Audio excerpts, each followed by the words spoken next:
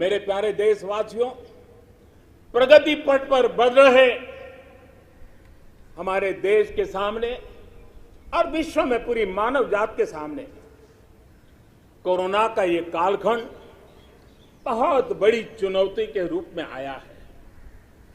भारतवासियों ने बहुत संयम, बहुत धैर्य इसके साथ इस लड़ाई को लड़ा भी है।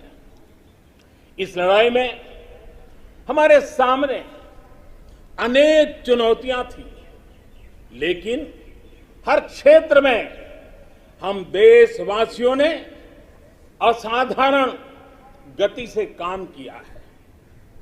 हमारे वैज्ञानिकों ने, हमारे उद्यमियों की ताकत का ही ये परिणाम है कि भारत को वैक्सीन के लिए आज किसी और देश पर हमें निर्भर नहीं होना पड़ा। आप कल्पना कीजिए, पल भर सोचिए, अगर भारत के पास अपनी वैक्सीन नहीं होती तो क्या होता। पोलियो की वैक्सीन पाने में हमारे कितने साल बीत गए थे। इतने बड़े संकट में जब पूरी दुनिया में महामारी हो तब हमें वैक्सीन कैसे मिलता, लेकिन भारत को शायद मिलता कि नहीं मिलता और कब मिलता। लेकिन आज गौरव से कह सकते हैं कि दुनिया का सबसे बड़ा वैक्सीनेशन प्रोग्राम हमारे देश में चल रहा है।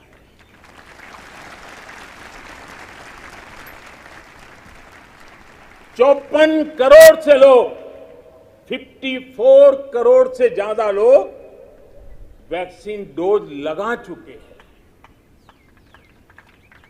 कोविन जैसी ऑनलाइन व्यवस्था, डिजिटल सर्टिफिकेट देने की व्यवस्था आज दुनिया को आकर्षित कर रही है।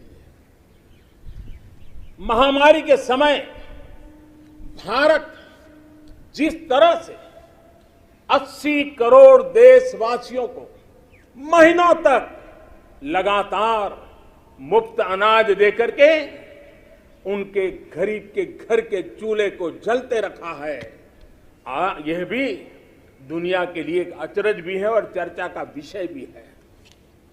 ये बात सही है कि अन्य देशों की तुलना में भारत में कम लोग संक्रमित हुए।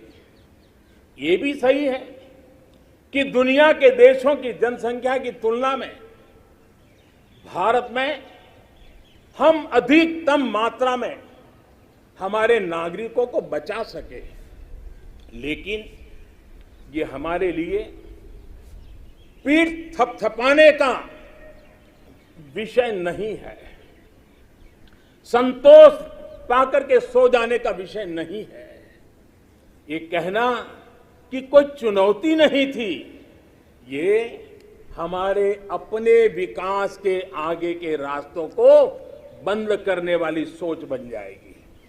दुनिया के समृद्ध देशों की तुलना में हमारी व्यवस्थाएं कम है।